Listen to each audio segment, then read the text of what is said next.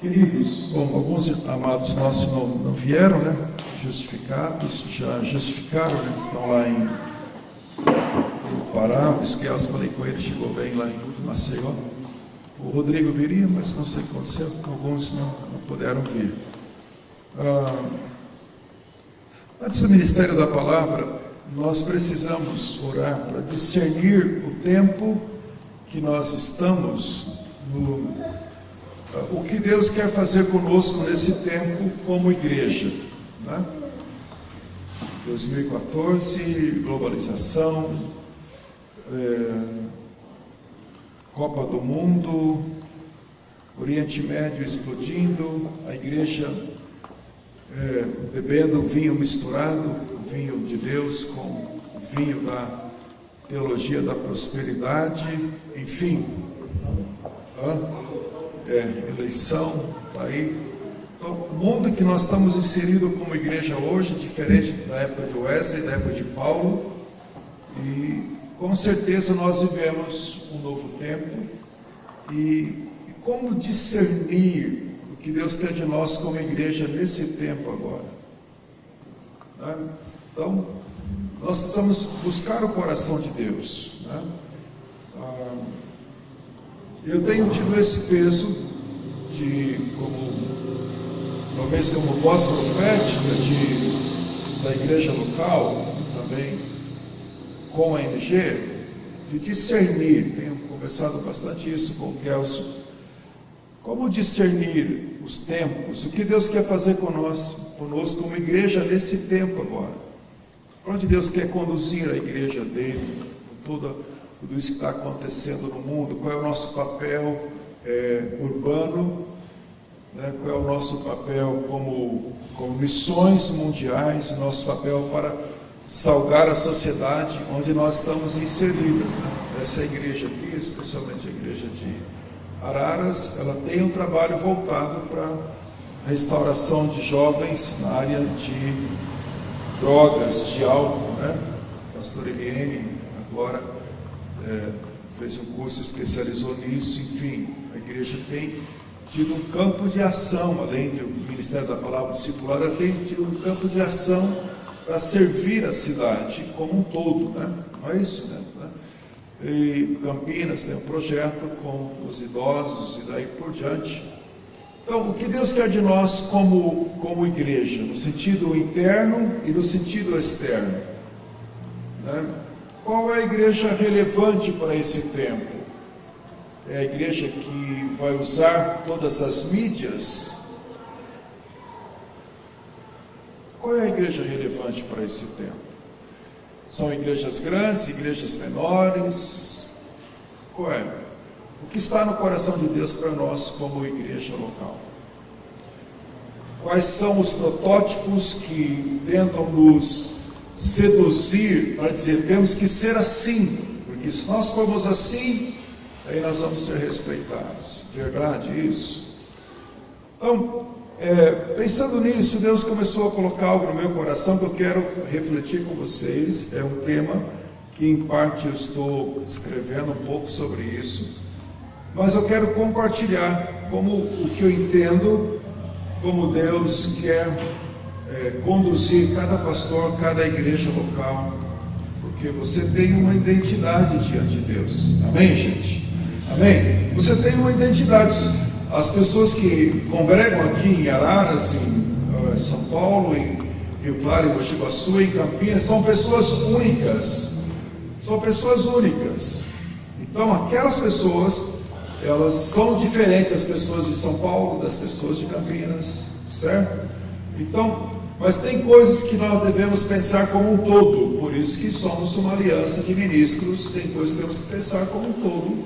O que Deus quer de nós? Qual é a direção que Deus tem para nós, como o que pode nos unir apesar da nossa diversidade. E pensando nisso, me veio uma reflexão que eu compartilhei com a MG da região de São José do Rio Preto semana passada. Tínhamos lá um grupo maravilhoso de irmãos e eu queria compartilhar isso com você. Lucas capítulo 13, versículo 10. Queria compartilhar isso com você, depois te dar alguns anúncios aqui da nossa região, especialmente o dia 30 de agosto, né, que vamos ter o dia inteiro sobre renovação espiritual. Lucas 13, versículo 10.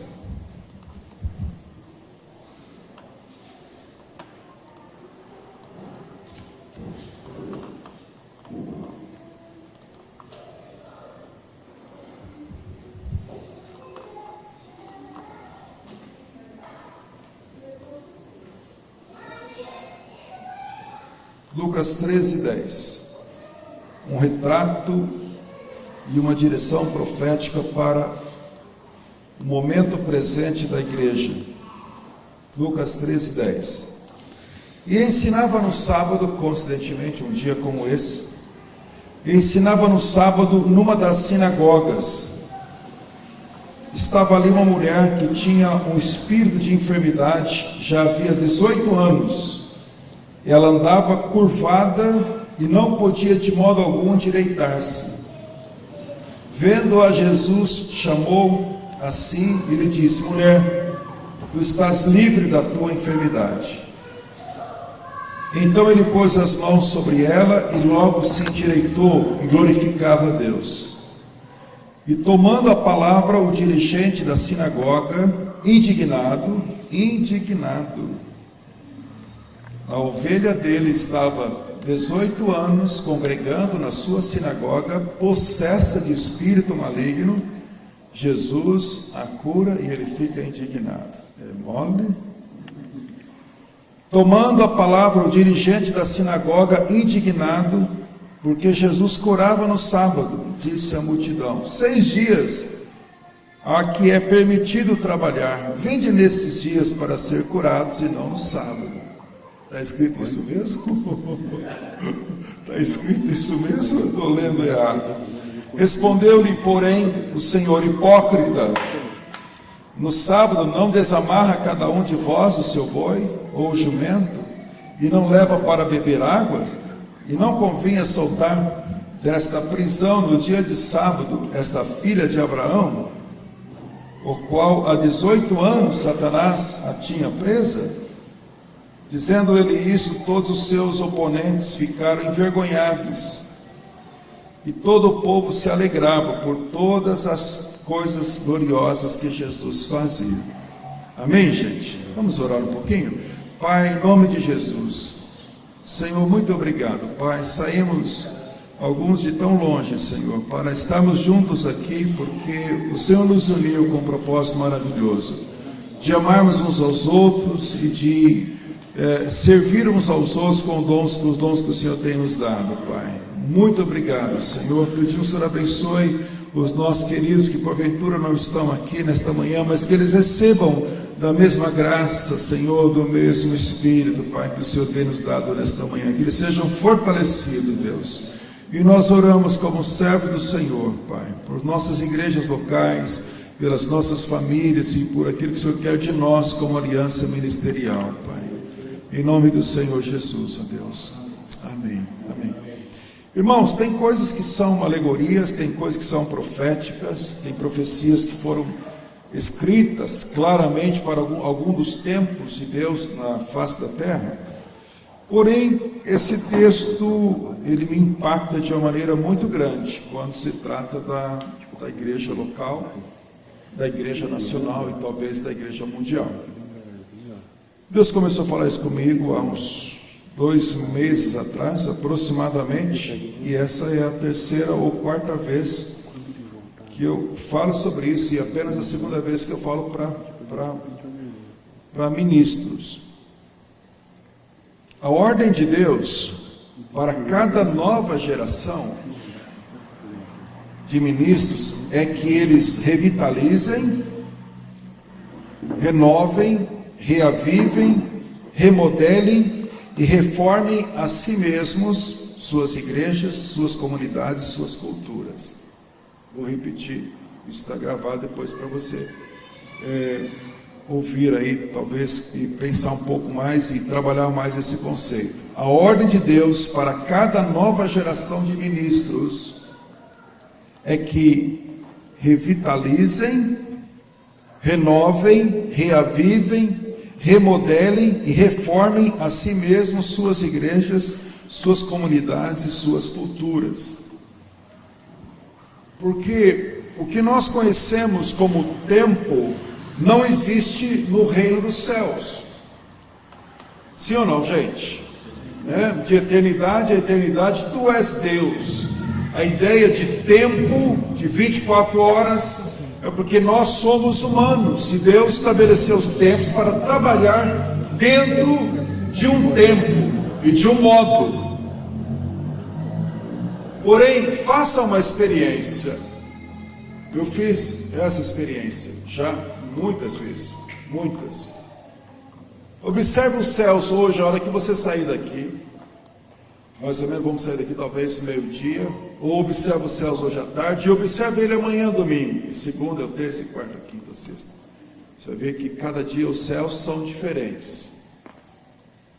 Se você morasse na margem de um rio, eu fiquei agora 18 dias morando na margem do rio Tejo, lá em Lisboa. É um rio enorme, tem lugares que dá 24 quilômetros de comprimento, dentro de Lisboa, lá em Portugal, e divide o mar com o rio Tejo, bem na entrada assim de Lisboa. Então o rio Tejo está passando ali.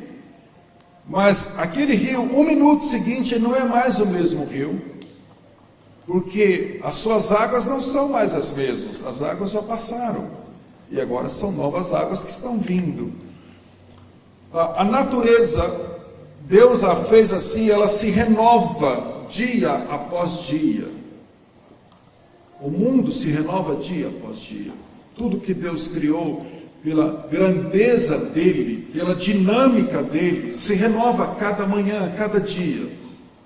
Deus não é um Deus estático.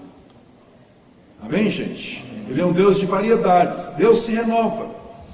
E eu penso que isso, a natureza tem que ser um retrato para nós, porque a criação reflete o caráter do Criador. Sim ou não, gente? A criação, ninguém pode falar, olha, esse relógio, sabe como que passou a existir esse relógio? De repente, em algum lugar do espaço, há 230 anos atrás, de repente as peças se juntaram e foi juntando cada peça, a sua peça, criando cada um formato, de repente nasceu um relógio. Absurdo.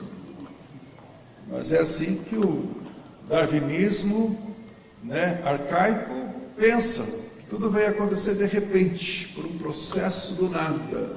Não. A criação teve um criador, o relógio teve um relojoeiro que o idealizou. E o melhor, deixou ainda o manual do fabricante para ver como que funciona.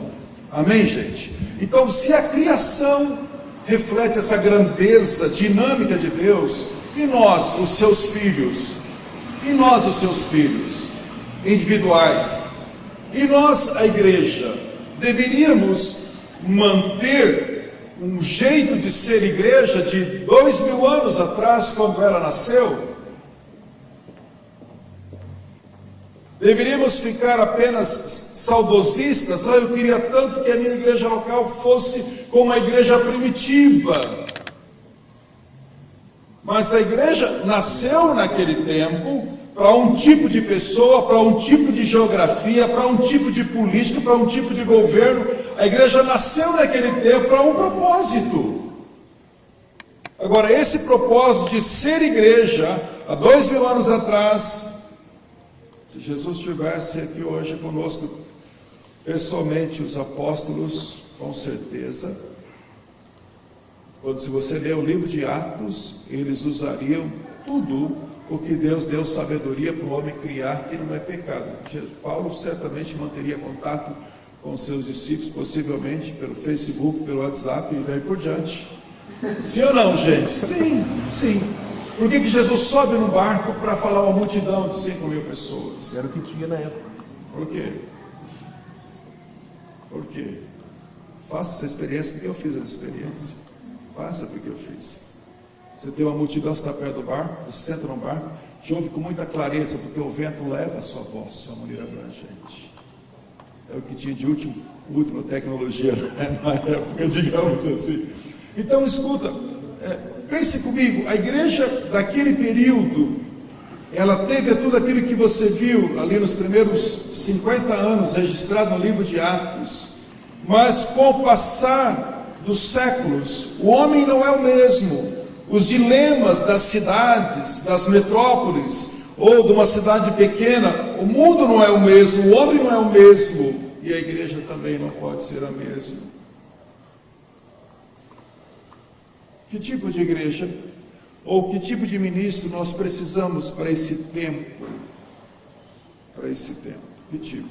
Eu vejo algumas coisas aqui nesse texto para nós refletirmos, mas eu acho que o mais importante é você pensar, você precisa, eu preciso, de renovar, reavivar, remodelar, reformar e revitalizar a nós mesmos, a nossa igreja, consequentemente a nossa cidade. Dá minha impressão que essa cidade só está de pé, Araras, pela igreja do Senhor que está nessa cidade. É o sal, disse Jesus, que mantém, o sal que mantém o produto de não se deteriorar, de não se destruir. Então, o sal da terra, a igreja que conserva a cidade e as nações. Quando Jesus tirar o seu sal da terra, o que vai virar isso? Quem detém hoje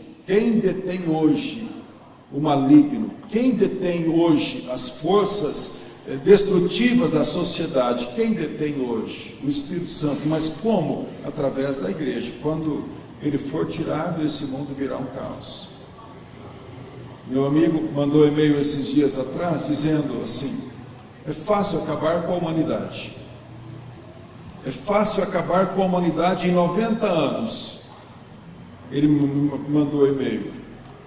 É fácil acabar com a humanidade. Vamos, todo mundo, o Brasil inteiro, as nações inteiras, se aderir de cabeça ao movimento do homossexualismo mundial. Ele falou, vamos nos aderir, todo mundo, a sociedade inteira, todas as pessoas vão nos aderir agora ao movimento do homossexualismo. E em 90 anos, possivelmente criança nenhuma vai nascer, todos os velhos vão morrer e acabou-se a sociedade moderna. Sem guerra, sem arma nuclear, nada, só apenas a humanidade inteira se aderir ao movimento homossexual, pronto. Não vai nascer mais criança. Os velhos vão morrer, acabou-se a sociedade tal como nós a conhecemos. Simples. Mas o que é que detém esse movimento? Chama-se Espírito Santo, através da igreja. Nós não aceitamos isso, porque Deus estabeleceu mulher com homem, homem com mulher, família tradicional, por isso que continua nascendo cada ser humano na face da terra. Por isso que a minha netinha nasceu antes de antes, senão não teria netinho, né? Não teria netinho. Amém, gente? Então, nós fazemos oposição a tudo aquilo que Satanás vem sobre a face da terra. Mas devemos pensar que nós não existimos apenas para ficar apagando o fogo, mas prender o incendiário. Nós, como igreja, o nosso papel não é só ficar apagando o fogo. Ou seja, as pessoas entram por essas portas, pelas portas da sua igreja, na sua cidade, e vem casamento destruído, e vem drogas, e vem isso, pessoas destruídas. Então elas entram para nós destruídas. Satanás destrói, e nós então reconstruímos. Não devemos pensar um pouco sobre isso. Nós não existimos para restaurar o que Satanás quebrou. Pense bem comigo agora em todo o livro do Antigo Testamento, nos Evangelhos e no Atos. Deus cria o homem perfeito. Ele cria o homem perfeito. E a vontade de Deus é que o homem se mantenha perfeito. Sim ou não, gente? Sim. Ou ele criou, eu vou criar o homem, depois Satanás vai vir, vai destruir o homem, e a minha única missão vai ser enviar o Filho para restaurar o que o diabo quebrou. Não. Você cria quando você, com família, você teve os seus filhos, você criou pensando, um dia meu filho vai errar contra mim e eu existo para perdoar os erros do meu filho? Não. Se fosse possível, você não queria que seu filho errasse. Amém, gente? Então nós não existimos para ficar apagando fogo. Nós existimos em Cristo Jesus para prender o incendiário. E como prendemos o incendiário? Numa conversa bem pequena e simples com César, ele deu uma das respostas. Como prendemos o incendiário? Quando a criança, quando nascem os filhos dos cristãos, e desde pequeno, aquelas crianças são ensinadas no caminho de Deus a serem relevantes, a serem proféticos, a serem cidadãos comuns, mas profundamente cheios da graça e da misericórdia de Deus, adolescentes criados na casa de Deus, que não precisem ir lá serem machucados pelo diabo, depois virem para cá. Como prendemos o incendiário? Se nós conservamos a nossa geração, a geração dos justos, já desde pequena, já a conservamos na linhagem santa de Deus. Então Satanás não vai precisar machucar e destruir, para depois nós temos que reconstruí-los. Então, se a igreja tem, e se ela pensa em ter uma ação de conservar a linhagem de Deus, sem que Satanás precise machucar, nós estamos já prendendo o incendiário e não só apagando o fogo. Agora, pense bem nesse texto que você ouviu. Eu vejo aqui 5 coisas. Primeiro, o poder do maligno na sociedade. E o poder do maligno dentro da igreja. Eu vejo isso e vou trabalhar isso com você uns 10 minutinhos cada item. Vejo o poder do evangelho, vejo o poder da religião sem vida, a religião hipócrita, a religião que trabalha só na aparência, a religião materialista, e vejo o poder do amor e também vejo o poder da alegria. A igreja é relevante, independente da visão que ela tem, se ela quer tocar o coração de Deus, tocar a sua vida interna e tocar a sua cidade, possivelmente as nações, ela precisa descobrir ou redescobrir essas 5 coisas. Primeiro, gente, o poder do maligno. Mais do que nunca, precisamos deixar de lado, evidentemente, os exageros, mas precisamos entender bastante e orar muito por isso, o que é guerra espiritual. O que é guerra espiritual? Fala comigo, guerra espiritual.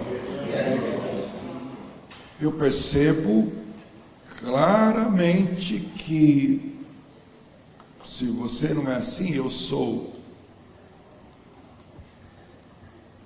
Nós estamos deixando a desejar esse assunto de guerra espiritual. Por quê? Por quê?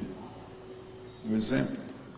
Se estamos num ambiente como esse aqui, no culto de domingo, ou quarto ou sábado à noite, e falamos, Satanás, eu te amarro aqui em Araras e não sei o que lá, tal. O que queremos dizer com isso? Primeiro, ele está aqui te ouvindo. Onde ele está? Se formos estudar um pouco de missões, aonde o inimigo está controlando as nações hoje, é o Oriente Médio, é a Ásia.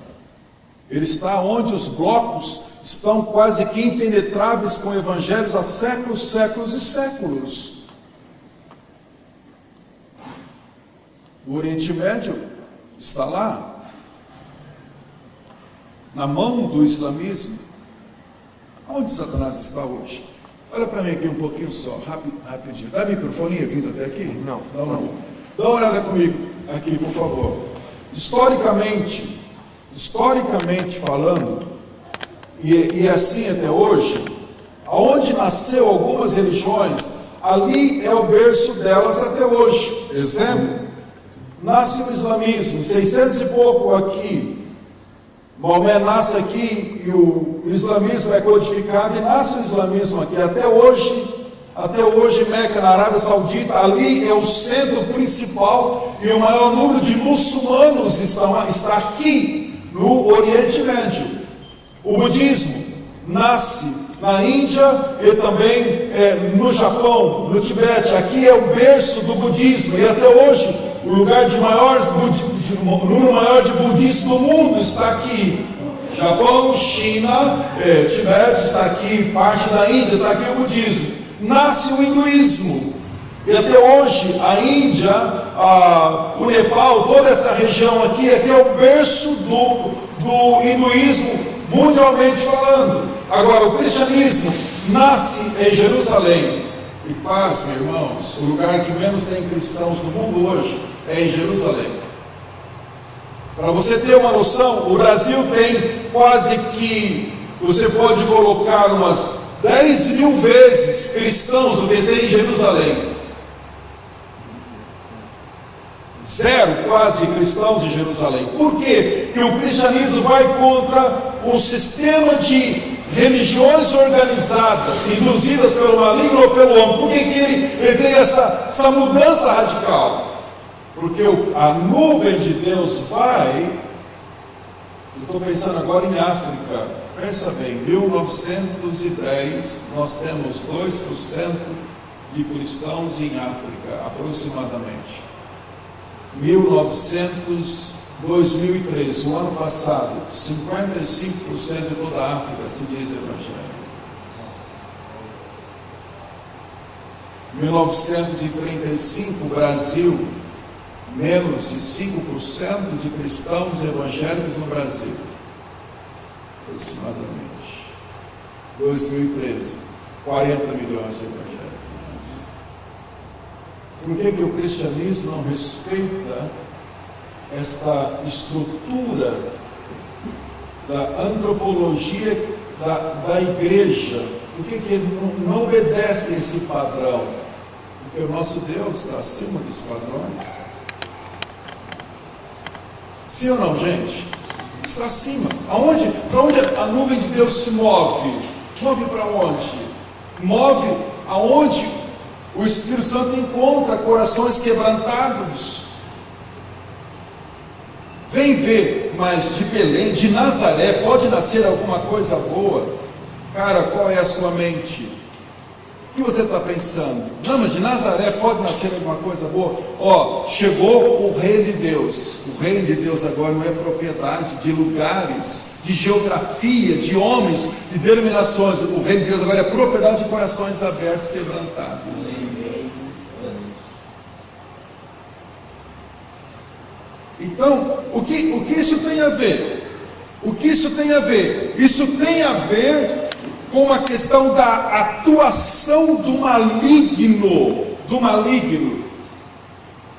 Eu penso, e apenas um pensamento que devemos refletir, aprimorar isso, que a igreja, nós estamos vivendo, consciente ou não, o maior nível de batalha espiritual de todos os tempos, e não estamos discernindo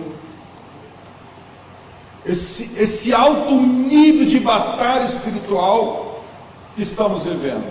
Não estamos discernindo.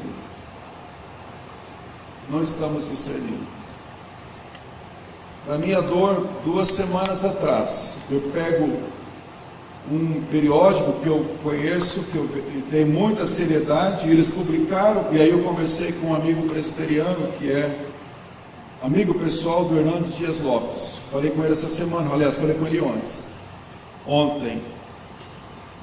A igreja presbiteriana norte-americana, há 2 semanas atrás, foi permitido agora realizar o casamento de homossexual. Uma igreja que tem 10 mil templos nos Estados Unidos, 1.900.000 membros agora estão abertas para realizar casamento de homossexuais. Tenho amigos maravilhosos na igreja presbiteriana, que oramos juntos, gente muito séria. A igreja brasileira, por enquanto, está intacta, não entrou nada disso aqui agora. mas para nossa tristeza, a igreja anglicana, a igreja presbiteriana, a igreja metodista e alguns ramos das igrejas historicamente saudáveis agora estão deteriorando, porque estão abrindo mão do Evangelho de Jesus Cristo. O que é isso? Falta de discernimento da batalha espiritual, porque isso está tocando o coração de Deus. Porque Deus criou o homem à sua imagem e semelhança, e agora o homem quer ser mulher e a mulher quer ser homem.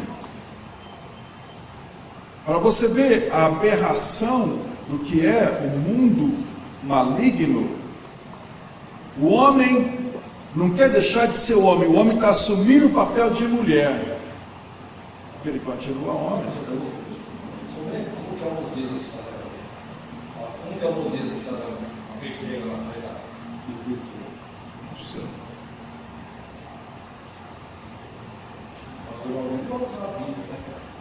O que vai ser disso? Me fala. Gente, observa nesse texto que Satanás estava aprontando dentro da igreja, não lá fora. Observa nesse texto. Ele estava aprontando dentro da igreja, sem ser notado. 18 anos, Eugênio. 18 anos, essa filha de Abraão, frequentando aquela sinagoga, sábado após sábado, esse dirigente da sinagoga, lendo o Torá para ela, os profetas, 18 anos, talvez uma crente, entre aspas, fiel ao Tanakh, ao Torá, 18 anos, cumprindo suas obrigações como igreja endemoniada. Falta do quê? O maligno não desenvolve o seu trabalho mais sutil nos bares, mas no santuário. Porque ele sabe, se ele enfraquecer os soldados de Deus, aqui dentro, lá fora, não farão nenhuma diferença no campo dele.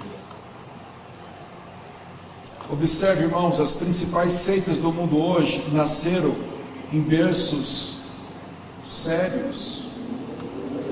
Adventismo, Testemunho de Jeová, todas essas seitas mormons, nasceram lá fora, gente, nasceram aqui dentro. Aqui dentro não, está amarrado, né? Estou falando, nasceram em um lugar como esse. Então, o maligno trabalha, não lá fora, mas muitas vezes aqui dentro. Se ele mantém esse exército aqui dividido, sem força, sem visão de entrar no território dele, tudo continua normal. Parece-me que ele não se importa muito com o nosso louvor, com a nossa pregação, com a nossa comunhão, com a nossa fidelidade com Deus, com a nossa adoração. Parece-me que ele não se importa muito com isso. Se nós fizermos isso aqui dentro e não irmos no território dele lá fora, tudo bem.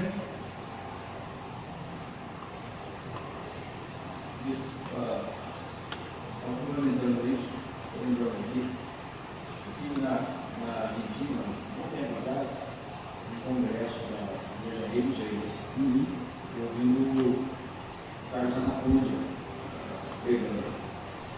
Ele falou assim que não, na igreja aqui local, trabalha muito aqui, ela que me guia, me sustenta aqui. Ele falou assim, eu fiquei abismado com uma situação que eu vi no domingo depois do estudo. Eu falei assim, não, muito abençoado, olha o céu de Deus, né? Eu falei assim, muito legal. Aí eu saí no último, fui lá para fora, tinha fechado o salão, fui lá para fora e encontrei umas irmãs conversando, né?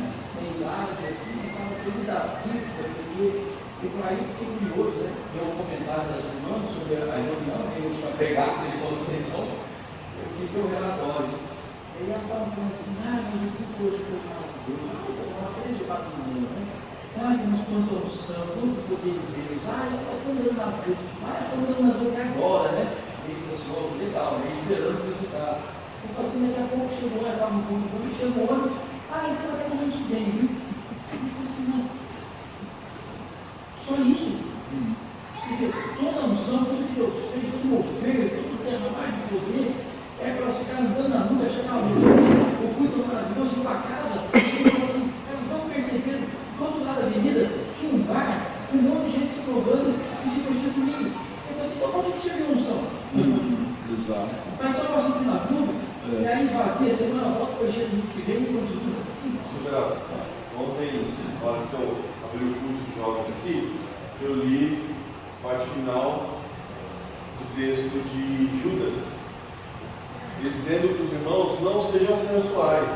E a maioria do pessoal faz a leitura da sensualidade sexual, mas não entende que esse sensual tem a ver com sensorial, com sensações. Exato. Então, o que Judas está dizendo é não seja levado no seu culto pelas suas sensações. Ou seja, o culto é uma bênção porque eu senti um perigo gostoso, aquela coisa que não muda a minha vida, mas dá essa questão, né? Tudo foi uma bênção, gritando, cantando, falando mínimo morte, mas aquilo não altera em nada a minha vida. Isso denuncia que de repente nós podemos estar vivendo um culto que é mais sensual, no sentido de sensações, do que espiritual mesmo. Exatamente. E aí tudo toca nas nossas emoções, mas não toca no centro do nosso ser, que é o que devia acontecer. Exatamente. Então, irmãos, vamos pensar uma coisa. Satanás está mantendo essa mulher presa num sábado como esse. Isso mostra que o poder do maligno lá fora está trabalhando de segunda a segunda na nossa cidade. Ele está trabalhando de segunda a segunda na nossa cidade. E a igreja está trabalhando internamente para Jesus 1 ou 2 dias para Ele. Estou falando para gente inteligente. Ele trabalha de segunda a segunda, de sábado a sábado lá fora. E a igreja trabalha internamente para Jesus. Se ela tem 2 cultos durante a semana, trabalha internamente para Jesus, 2 cultos, 6 horas. Se ela tem 3 cultos, então ela trabalha coletivamente 9 horas para Deus internamente, não no território dele. Quem está levando vantagem, gente? E os outros dias da semana, quem nós somos como igreja?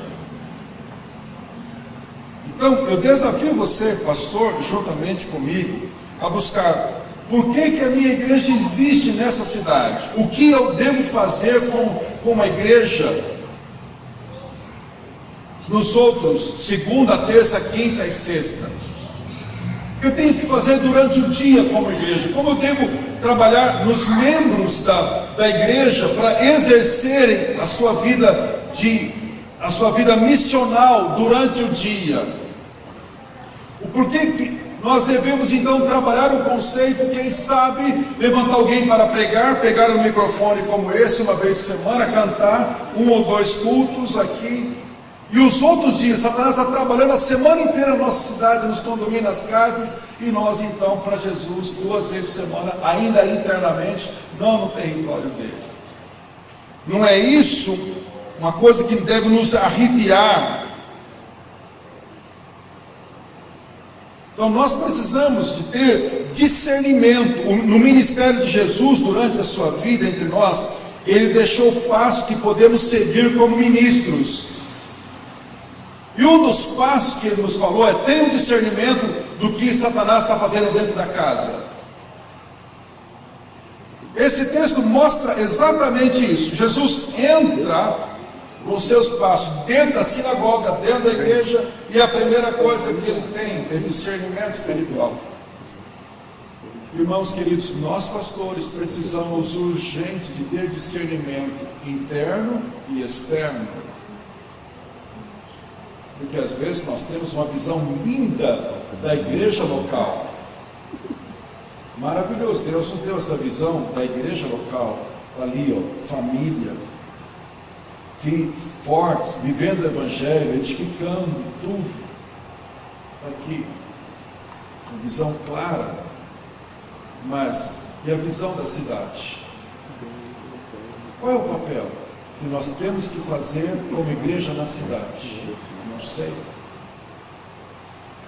mas cabe a nós, presbitério local, diante de Deus, chorar: Deus, o que tu queres de nós como igreja na cidade? Qual é o território do maligno que nós devemos entrar? Em que lugar? Com quem? Com que tipo de ministério? Será que são apenas um grupinho de evangelistas que tem um ministério de evangelismo que mobiliza 2% da igreja local? Ou devemos preparar cada membro para fazer da faculdade, da empresa, do bairro, do condomínio, o seu campo missionário e dar a ele condições de exercer vida ali dentro do ministério? Sonhe se cada um dos 100 membros aqui, dos 400 ali de Campinas, dos 1000 lá de Mogi Guaçu, for um instrumento poderoso nas mãos de Deus no dia a dia da cidade. Nós treinarmos e darmos para essas pessoas ferramentas para estarem atuando no campo do maligno durante a semana. Então, devemos tomar cuidado, porque às vezes temos uma visão clara do interno, mas o externo continua lá. Então, a primeira coisa, a gente é ter discernimento. Deus, eu não aceito como liderança, como pastor local, não aceito que Satanás age aqui dentro da igreja. Mostra-me, Senhor. Mostra-me, Senhor. Uma das maneiras para Deus te mostrar isso é pedir a Deus graça e força para que ninguém na igreja local deixe de ter um discipulador. Isso é prender a ação do maligno. Penso que uma das estratégias do maligno é não abrir os nossos olhos para que membros do corpo de Cristo local fiquem soltos. Aí ele diz, não, eu sou da igreja do pastor Elton, do pastor Cláudio. Eu sou da igreja lá do pastor Márcio. Que bom. Então você está nessa igreja, quem é que te acompanha? Não, eu venho aqui no culto. Então só um pouquinho só. Você está pertencendo à denominação nazarena da comunidade, mas para você pertencer à igreja local, um membro, para falar que pertence ao corpo, ele tem que estar ligado a alguém do corpo, sim ou não? Um membro, para dizer que pertence ao corpo, para pertencer à denominação, comunidade da família, comunidade dos povos, igreja da família, igreja das leis, para pertencer, tudo bem. Para ser batizado, dá ceia, dizima, vem na igreja, tem uma vida santa, tudo bem. Mas para que pertence a um corpo local, ele tem que ter alguma identidade. A quem eu estou ligado nesse corpo? Quem é minha cobertura, meu mentor, meu discipulador, meu coach, sei lá, qualquer coisa, mas a quem eu estou ligado no corpo? A quem eu estou ligado no corpo? Então, uma das estratégias do maligno é deixar as pessoas na igreja sozinhas. Não tem ninguém ali com elas. O casal passa uma crise, não tem ninguém com eles. Se tem, é só quando vem para apagar a crise, só quando já está quase separando. Então, ter discernimento de Deus, para não deixar o maligno agir dentro da igreja.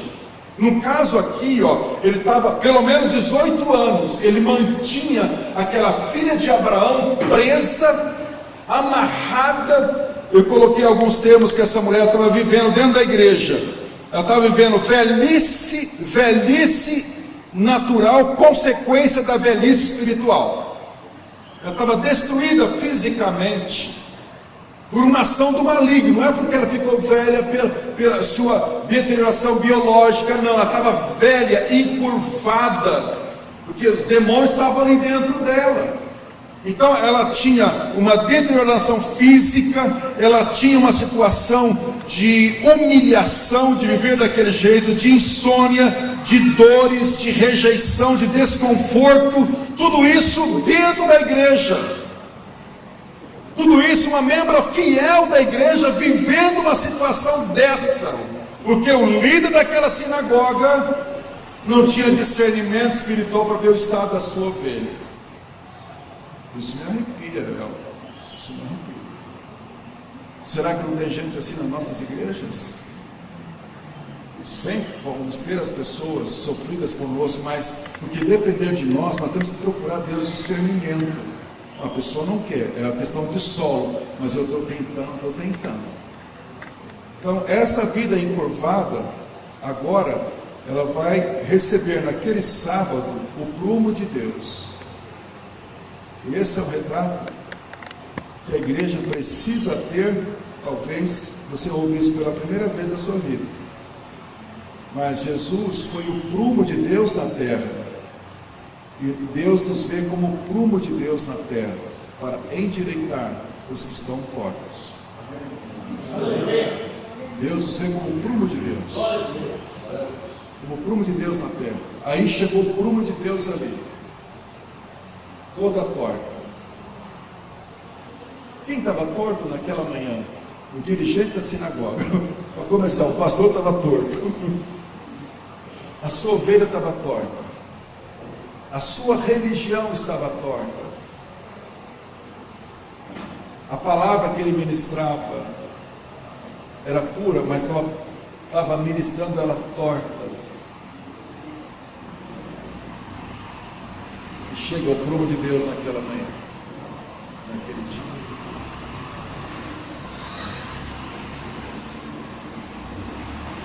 Eu creio de todo o coração que nós precisamos buscar a autoridade de Deus, visão de guerra espiritual, vivemos isso diariamente, buscarmos crescer em autoridade, por favor. Nós precisamos, Deus, me leva a crescer em autoridade espiritual, não por mim, mas porque eu cuido do teu povo, eu preciso ter essa ferramenta, porque um mecânico sem ferramenta, um arquiteto sem os instrumentos, uma pessoa sem ferramenta na sua profissão não vai a lugar nenhum. Um pastor que não tem discernimento, que não tem autoridade espiritual, que não tem algumas coisas que a palavra diz que tem, ele fica sem campo de ação. Olha o que é um líder espiritual sem autoridade espiritual. Porque se eu não tenho autoridade internamente, como eu vou ter autoridade externamente? O homem estava 18 anos com uma ovelha possessa, endemoniada, sofrendo, e sem nenhum tipo de discernimento e autoridade espiritual. Por quê? Aí eu entro num outro ponto aqui, que é o poder da religião.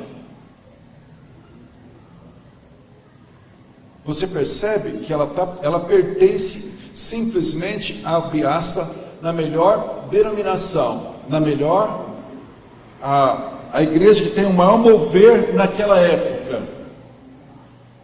Ela pertence ao judaísmo.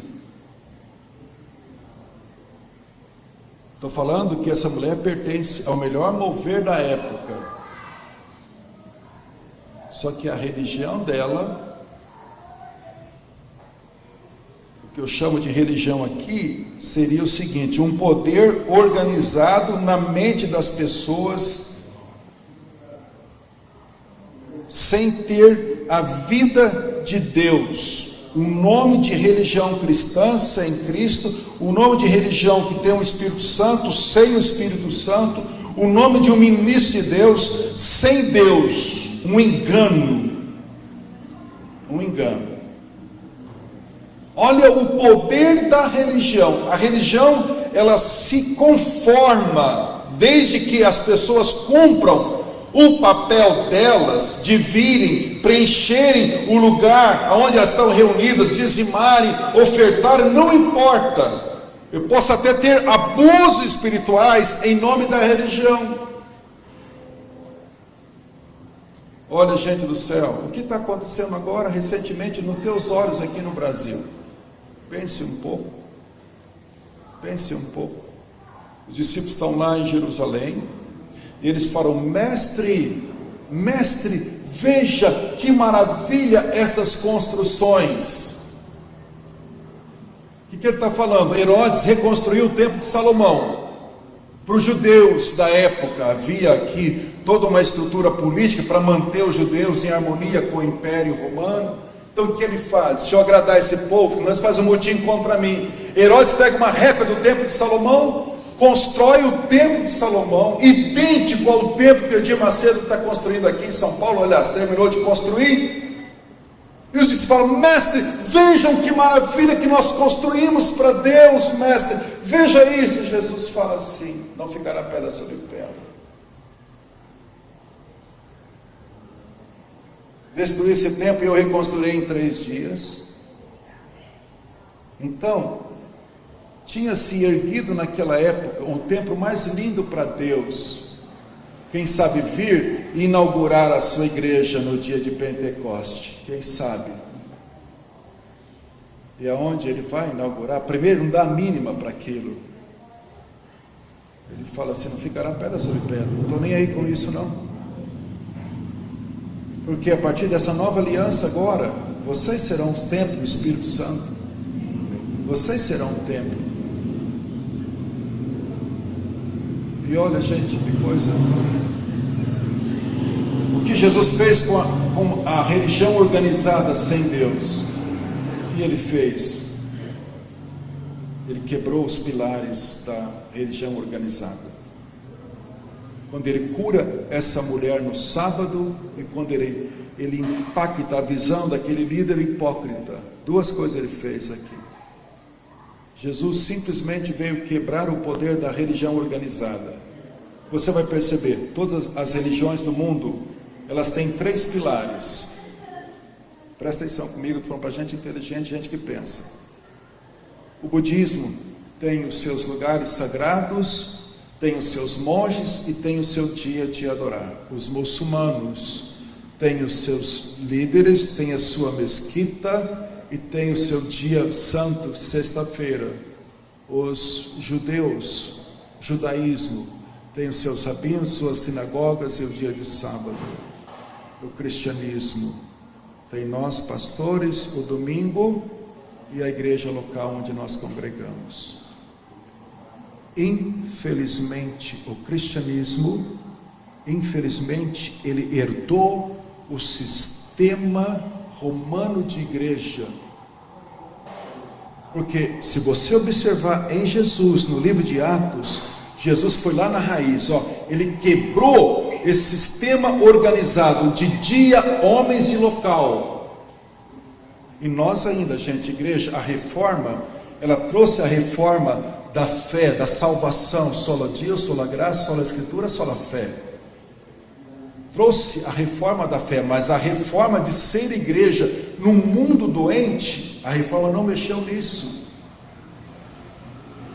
Porque ainda, se o pastor não orar, se o bispo não orar, se o apóstolo não orar, se não for no dia de culto de domingo, e se não for no lugar sagrado, então nós ainda mantemos o lugar sagrado, os homens sagrados e o dia sagrado.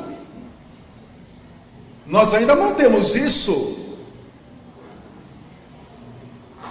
E o que Jesus fez? Ele chega num sábado, que era o dia santo, que não podia curar. Afinal, esse dia não pode ter mover de Deus. São palavras do dirigente da sinagoga aqui. Não, nesse dia Deus, foi isso que ele falou, foi ou não foi? Nesse dia Deus está proibido de curar. Ué, não foi isso não, gente? O versículo 14, ou eu estou entendendo errado? Não falarei isso numa igreja, pelo amor de Deus, estou falando para vocês aqui. Tomando a palavra, o dirigente da sinagoga, indignado, porque o homem sem discernimento, doente espiritualmente, uma visão bairrista, sem o mínimo nível de batalha espiritual, não compreendia nada disso. Jesus faz um favor para ele em curar a sua ovelha endemoniada, ferida, deprimida, e ele fica indignado. Olha o poder da religião. Olha o poder da religião. Se você quer sair desse sistema, dias, lugares e homens sagrados, você vai enfrentar uma batalha. Para você colocar todo o seu rebanho no campo de batalha no dia a dia, para mim colocar é uma batalha. Porque quebrar esses pilares de um sistema organizado é uma batalha. Pastor, mas então, para que ter um lugar como esse? Ou construir um lugar? Para que então? Então não precisa não, por favor. Estou falando para gente inteligente, estamos num país democrático. Como é bom ter um lugar para encontrar minha irmã ou meu irmão 1 ou 2 vezes por semana e celebrarmos juntos. Como é lindo isso é maravilhoso. Eu estou falando que esse poder dessas estruturas foram quebradas por Jesus. Sim ou não, gente? Foi quebrado. Foi quebrado. Por favor.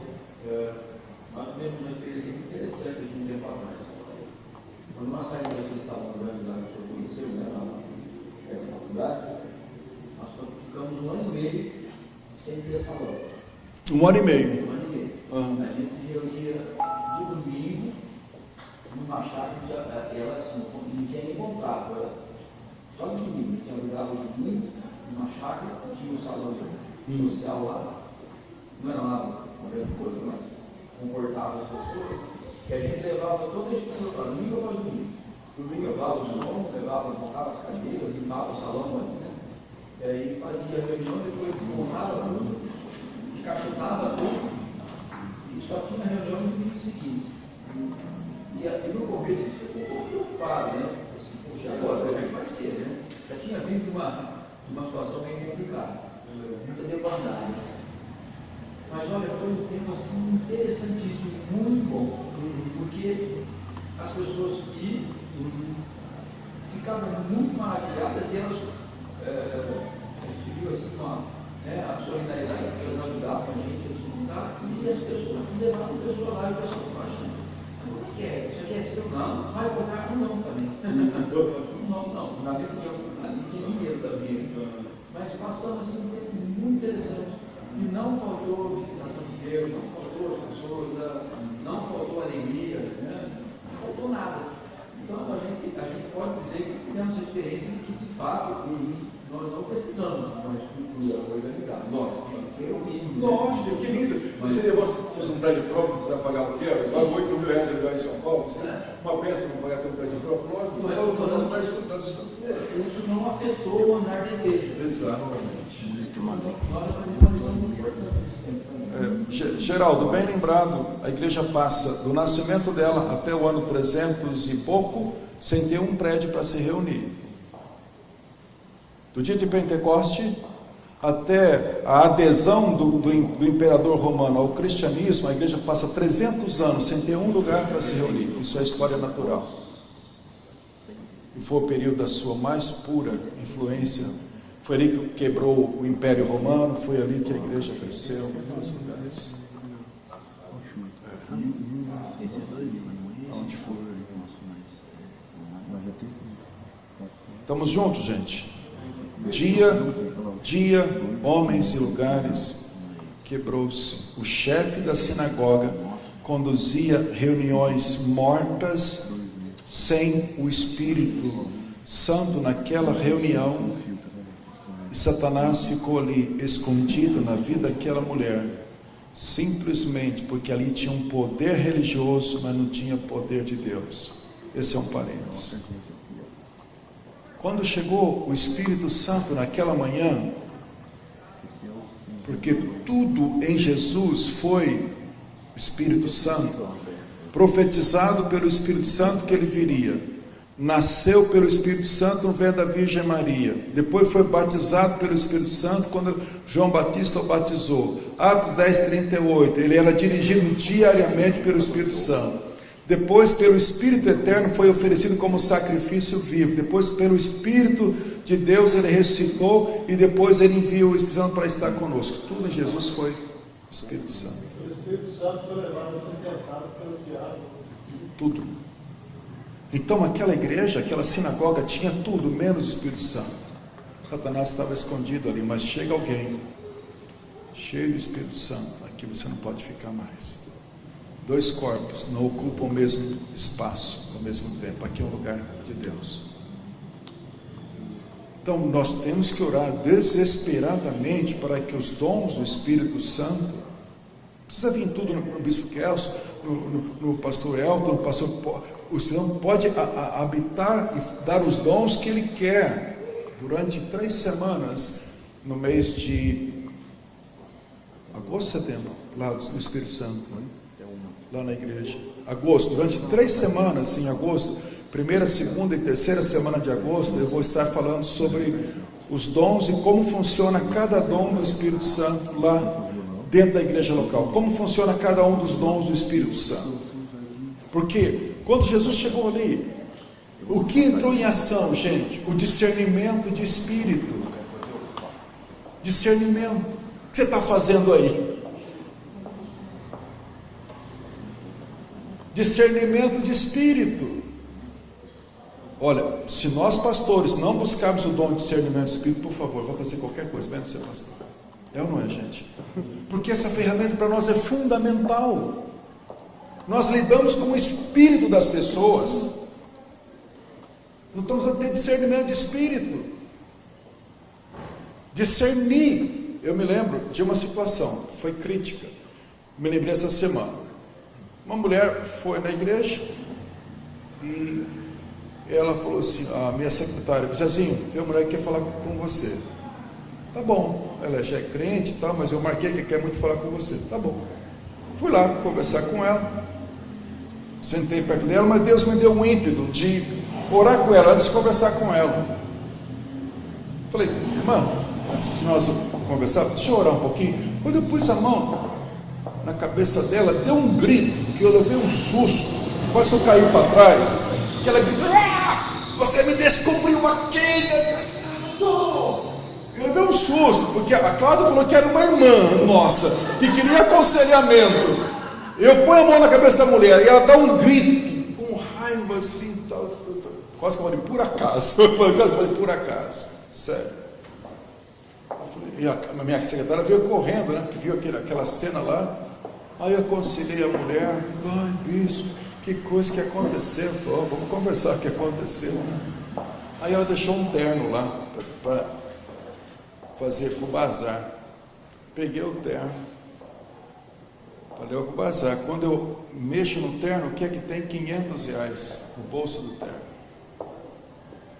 Falei, olha, malignidade. Primeiro, a mulher está oprimida pelo diabo, agora traz um terno com R$500 para ver se eu caio num negócio desse. Chamei ela e falei, olha, vem cá, tem R$500. Não acredito, meu marido está desesperado procurando esse dinheiro. Então está aqui o dinheiro, vai para o seu marido. Ô, gente, o que nós precisamos urgentemente é discernimento. A casa de Deus tem que ter Deus agindo de uma maneira abundância. Diga amém comigo, né? Então, nós temos que ter cuidado. Precisamos ir contra um sistema religioso aí fora. Qualquer evangelho diferente do evangelho original, aos olhos de Deus, não é evangelho. Amém. Não é, mesmo seja pregado por mim, por apóstolo, como quer que seja.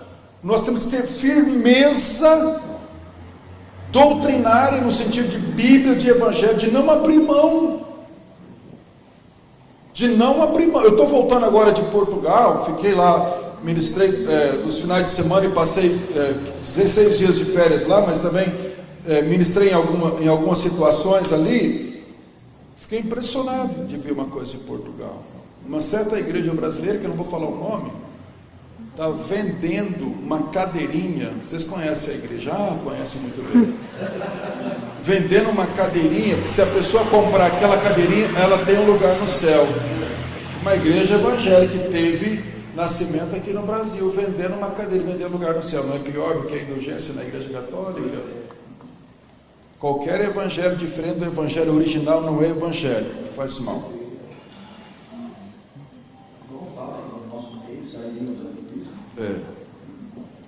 O poder da religião tem duas coisas, da religião organizada.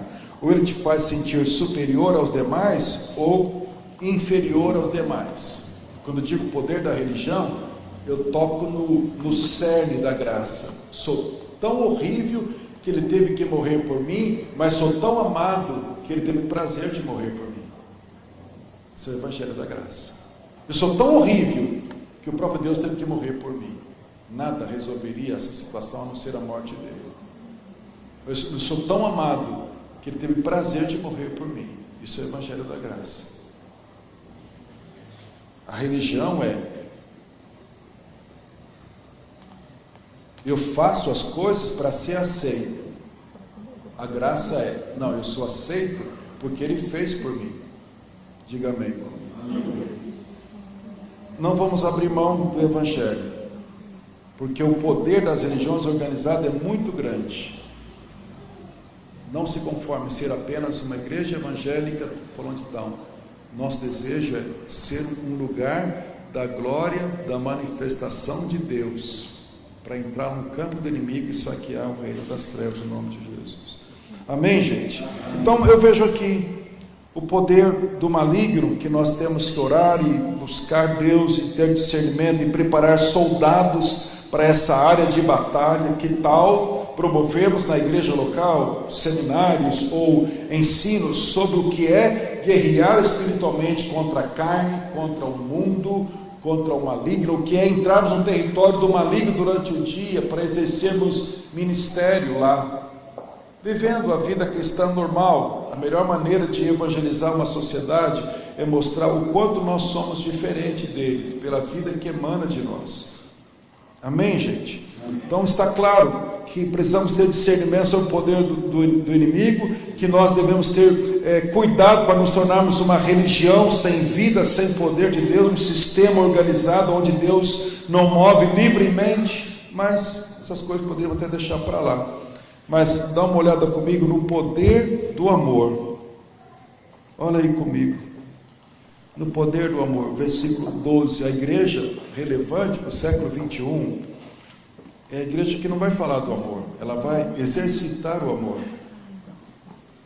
A igreja que vai impactar a sociedade presente não é a igreja. Ela poderá usar as mídias, ela poderá usar a ação dos 5 ministérios, ela poderá ter um lugar bonito e gostoso como esse, ela poderá ter literaturas, ela poderá ter muita coisa que a vida nos oferece, que o dinheiro nos dá condições de ter, mas a igreja relevante que vai, se Jesus não voltar, que vai atravessar esse século e vai fazer diferença, é a igreja do amor. Amém. A igreja que vive o amor, os seus membros vivem e depois falam do amor. O sistema religioso fala de amor primeiro, para depois viver. O sistema de Deus vive o amor, depois fala. Vive o amor. Vive o amor primeiro, depois fala. Se nós, como igreja local, entendemos o poder do amor de Deus, gente, nós vamos, se não vamos impactar nossa cidade, nós vamos impactar os corações que têm sede da verdade. Nós vamos impactar vidas, se nós vivermos o amor. Enquanto nós estamos falando de amor e falando, nada vai produzir mudança. Mas a hora que nós começarmos a viver o amor, como ministros, como igreja, algo vai acontecer. Sabe aonde mais se fala do amor de Deus? No Brasil? Dentro das igrejas evangélicas. E é o povo mais dividido, e daí por diante. Mas o lugar que mais se fala do amor de Deus é dentro das igrejas evangélicas. Então, se tem tanto amor, por que somos tão divididos? Porque não usamos os recursos da igreja para investir em vidas, ao passo só de investir em estruturas. E por que nós não preparamos os nossos membros para um dia a dia ser os melhores funcionários, os melhores vizinhos, o melhor marido, os melhores pagadores, os melhores amigos? Por que não preparamos as nossas pessoas para servir, para depois falar? Essa mulher não pediu para ser curada, ela não fez uma campanha para ser curada, não fez nada. O dirigente muito menos queria que ela fosse curada, mas o poder do amor chegou ali dentro. Eu penso que o cristianismo corretamente compreendido, ele é a ciência do amor. Quem pode entender realmente o amor até que ele seja visto em ação? Quem pode de fato entender o que é o amor até que ele seja visto em ação? Quando o amor tem ação, se eu for falar dele, eu vou criar um impacto. Mas primeiro, se as pessoas me virem em ação, então elas me veem agindo numa favela, ou na casa de um irmão que está passando uma necessidade, ou alguma coisa, se as pessoas me veem agindo em amor, quando eu for falar, pois não, você tem argumento, você tem autoridade para falar de amor, porque eu vejo esse amor em você. A igreja de Jesus, você tem autoridade para falar de amor, mas para ter autoridade tem que viver esse amor primeiro, internamente, depois viver no dia a dia. Se nós ensinarmos os nossos membros a ser servos lá fora, se ensinarmos eles a ser servos aqui dentro, nós vamos causar impacto na sociedade. Ele olhou aquilo e falou assim: a filha de Abraão está cheia de demônios, sofrendo encurvada. Olha o poder do amor. Ele foi ao encontro dela, ela não pediu, não fez nada. Não fez nada para merecer aquele amor. Não fez nada para merecer aquele amor, nada, apenas ele a amou, foi lá, e o impacto que ele criou. Deus amou o mundo de tal maneira que enviou o seu Filho unigênito. Amém. Amém? Amém. Eu vou dizer uma, entre aspas, uma heresia para vocês. Soa heresia, mas não é. Me deixe completar o pensamento.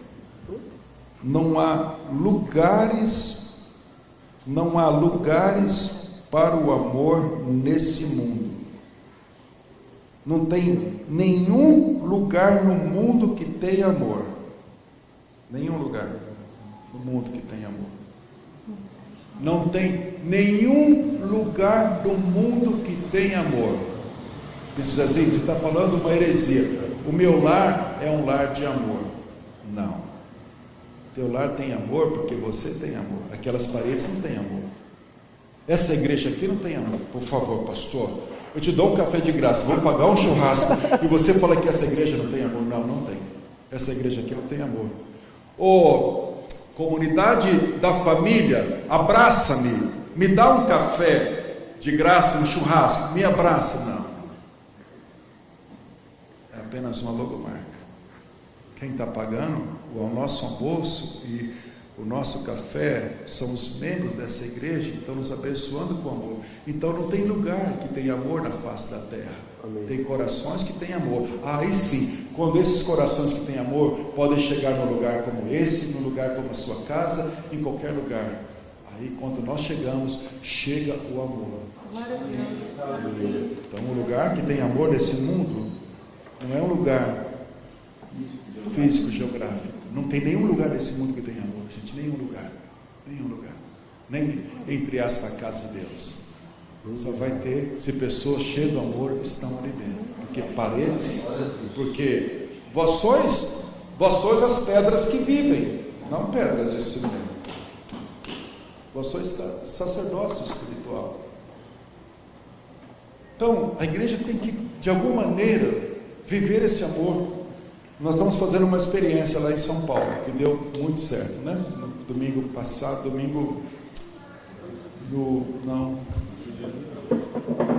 foi no último domingo. Apenas uma ideia, mas pense nisso, o que Deus nos inspirou ali, mas pense em uma outra maneira de exercer amor para evangelismo, para os membros e também para evangelismo. O que nós fizemos? Nós já até marcamos o segundo e vamos fazer todo mês, se Deus quiser. Uma vez por mês, montamos a igreja de uma maneira diferente. Não tem cadeiras, uma mesa, temos muitas mesas lá, uma mesa com 5 cadeiras e fica aquele palco enorme, a igreja inteira, né? E aí cada um traz um prato, a igreja patrocina algumas coisas, arroz e outras coisas, e cada um traz um prato. E aí nesse dia nós convidamos um amigo não cristão, simplesmente no domingo de manhã para almoçar conosco. Como é que foi, Cláudia, a primeira experiência?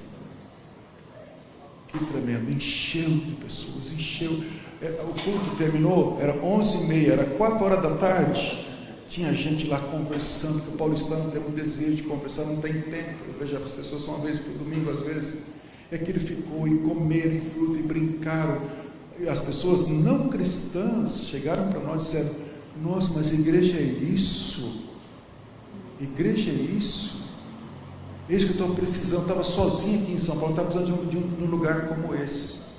Então quem não quer vir almoçar com você, uma vez por mês, uma comida gostosa e de graça ainda.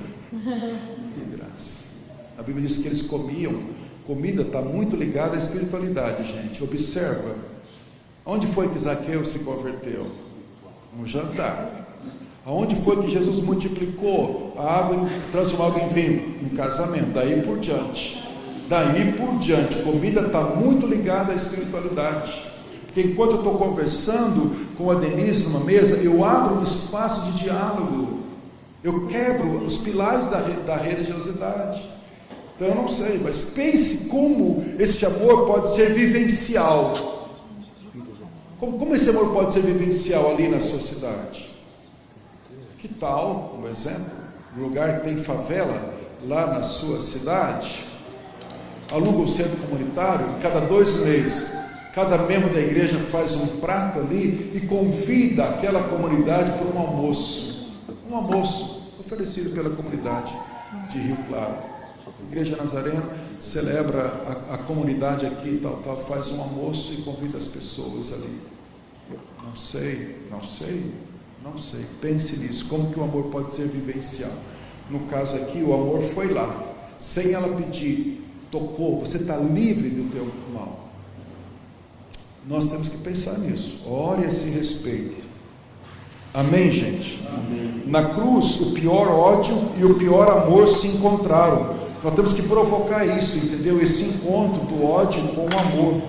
Santo Agostinho falou uma coisa que é fantástica: nada é tão duro e ferrento que não se possa vencer com o fogo do amor. Nada é tão duro e ferrento que não se possa vencer com o fogo do amor. Se souberes toda a Bíblia de cor, todas as máximas dos filósofos, que te aproveitaria tudo isso se o amor e a graça de Deus não estiver ali? Uma grama de amor vale mais do que 1000 toneladas de filosofia, de teologia, de ensino. O amor liberta. Foi o que Jesus fez com ela. Amém, gente? A igreja, viver o poder do amor. Deus amou o mundo e nos deu este amor. Então o amor tirou ela da vergonha, das mãos de Satanás, da humilhação de ser encurvada, da religiosidade morta dela, da insônia, da rejeição, do desconforto. O amor libertou essa mulher de uma maneira gloriosa. Que Deus nos batize novamente no amor, em nome de Jesus. E outra coisa que eu vejo aqui, terminando, é o poder do Evangelho.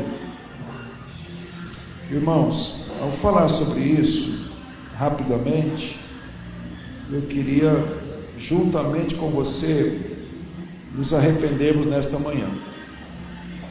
O que a minha igreja e o que a tua igreja local precisa é de profundidade no Evangelho de Jesus. Irmãos, com temor eu digo isso, que eu falo para mim mesmo, primeiramente. Por favor, as pessoas talvez só vão te ouvir uma vez por semana. Uma vez por semana elas vão ouvir o seu pastor. Por favor, não ministre sem passar muito tempo em oração, para conhecer o solo que você vai semear aquela semente, para conhecer os tipos de mente que vão estar ali no seu rebanho. Você vai ter pessoas que falam glória a Deus por qualquer coisa, mas vai ter pessoas ali que vão estar pensando. Tem pessoas que só têm necessidade de ter um toque do Espírito Santo, dizer glória, mas tem pessoas, gente, que nós temos que falar primeiro a mente delas, para depois ao espírito delas. Então pense bem no seu público de domingo à noite ou sábado. Ali você tem pessoas com necessidades emocionais, familiares, financeiras, mas você tem pessoas que não têm nenhuma necessidade. Pense nessas pessoas também. São pessoas que estão ali, que elas estão bem financeiramente, estão bem na casa, estão bem com a família, elas estão em busca do sagrado, de ter contato com Deus. Elas não estão ali procurando alguma solução para algum dilema da vida. E será que esse evangelho que nós pregamos, ele vive às custas de quem está sofrendo, ou as pessoas que não estão sofrendo? Não precisam desse evangelho para reconciliar os homens com Deus? E se vier pessoas céticas no nosso meio, vamos falar da ressurreição, se houver necessidade que se prove a ressurreição. Esse cara está falando aí que Jesus ressuscitou. Qual é a prova que Jesus ressuscitou? Tem mentes que vão vir com esse tipo de pergunta. E se você não sabe, lógico que você sabe, né, irmão?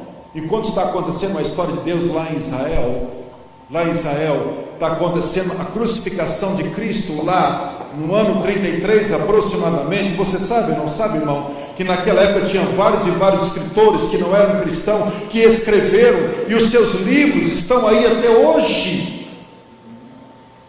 Então tem pessoas que você fala, eu ressuscitou, você tem que entender o que você está querendo dizer com aquilo. Uma pessoa que era ateu, está vindo na igreja agora e está se convertendo, e falou assim, olha, tudo bem, eu até creio que existiu o irmão de Jesus. Escuta o absurdo que ele me falou. Está lá na igreja hoje, se converteu, está se convertendo.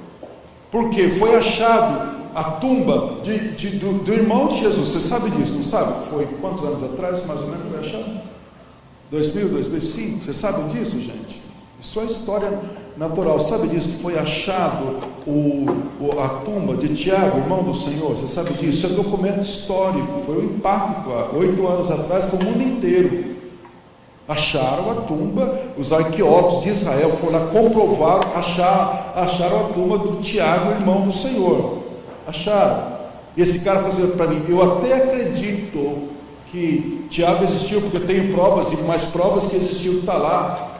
Mas Jesus, será que existiu? Eu falei, que coerência, será que existiu? Mano, eu falei assim, mas que prova você quer que existiu? Não, queria me provar. Eu falei, você quer prova de laboratório? Eu quero prova que ele realmente existiu. Eu falei, pois não, eu te provo agora. Você me dá 5 minutos, dou. Eu falei, tá bom, vou te provar que Jesus existiu. Ele regalou um olhão, que é professor da Escola Militar de São Paulo. Tá? Falei, fulano, Marco, chama Marco, o marido o namorado da Isabela, pai da Bia, a mãe da Bia. Falei, Marco, você almoçou ontem? Almocei. Me prova. Não, me prova, Marco, que você almoçou ontem. Não tem como, não tem. Você almoçou. E como é que vai ficar esse negócio? Você prova ou não prova? Não sei, não tem como provar.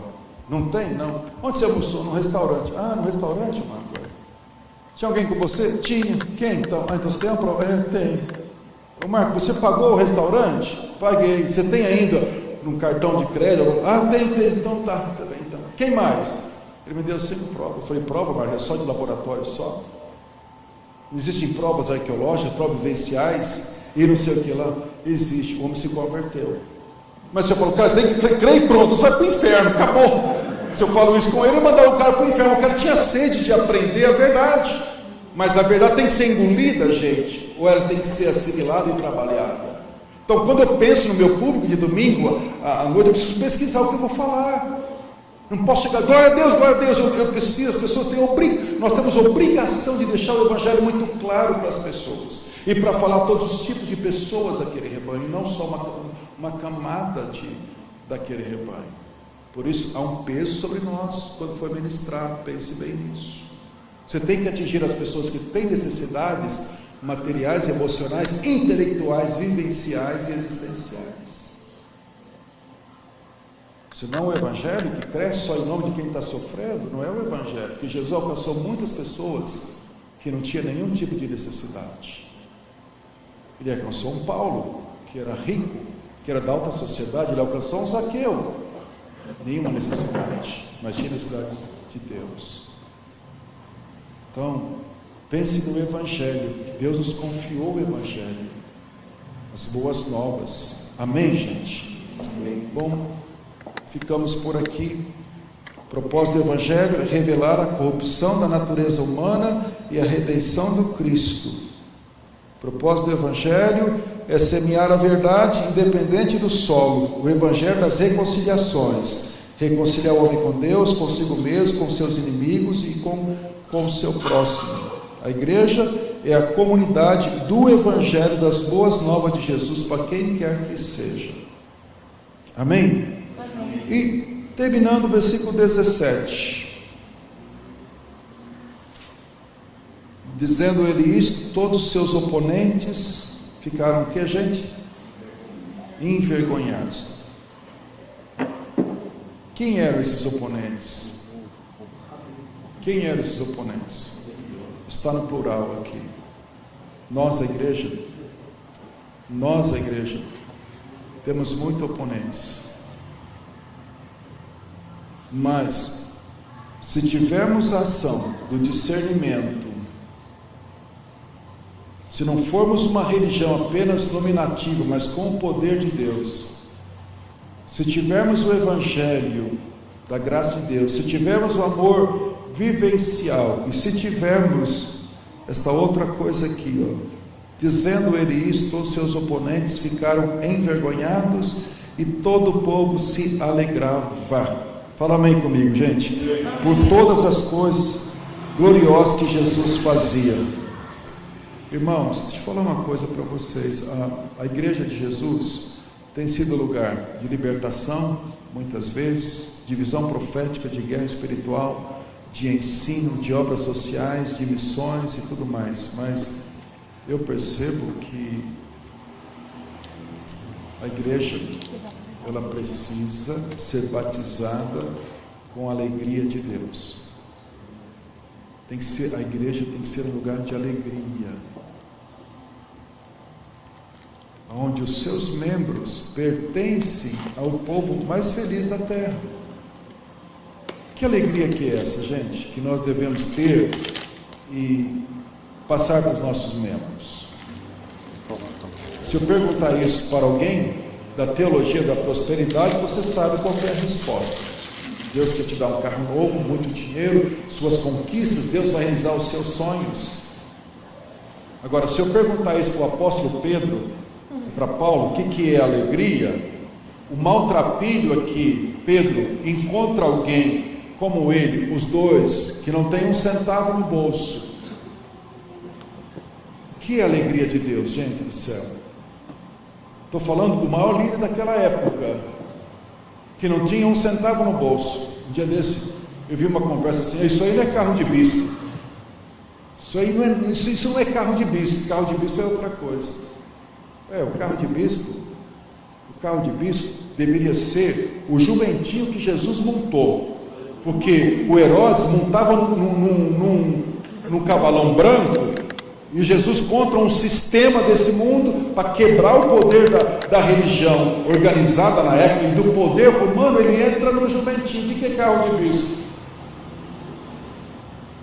O que é a alegria de Deus? Um não tem um centavo no bolso, o outro não tem nenhum centavo. Aí, Atos 3, o mendigo pega para Pedro: se ele dá uma esmolinha, e Pedro: cara, sinto muito, estou fora da visão, ainda não recebi essa unção, eu estou sofrendo aqui também, cara, nós estamos juntos nessa luta, nessa batalha, meu irmão, não é fácil, deve ter alguma brecha em mim, o meu líder espiritual, Jesus, deve ter alguma brecha, eu não estou sem nenhum centavo aqui, eu estou no sofrimento aqui. A moral não tem nada para te oferecer, cara. 2 maltrapilhos se encontram, 2 maltrapilhos no bolso, só que um é rico da graça e o outro não.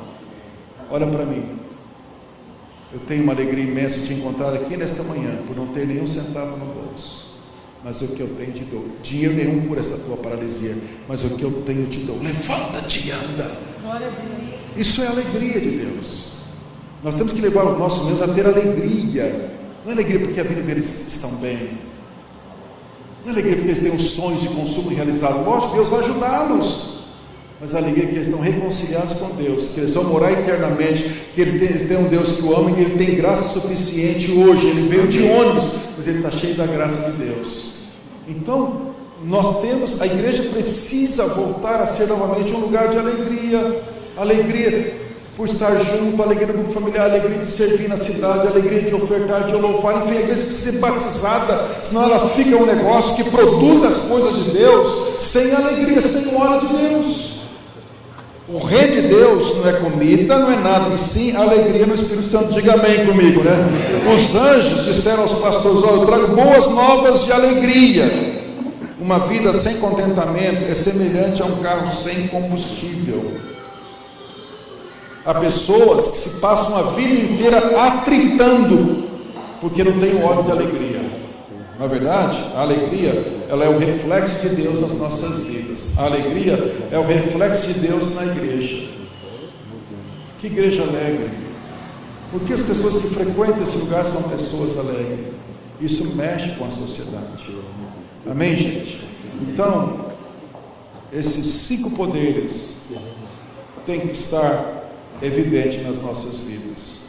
Discernindo o poder do mal. Autoridade. Não nos permitimos ser uma religião morta, sem ação do Espírito Santo na nossa vida, na vida da igreja. Aquela sinagoga não tinha o Espírito de Deus. E termos o Evangelho, o amor e a alegria de Deus no nosso meio.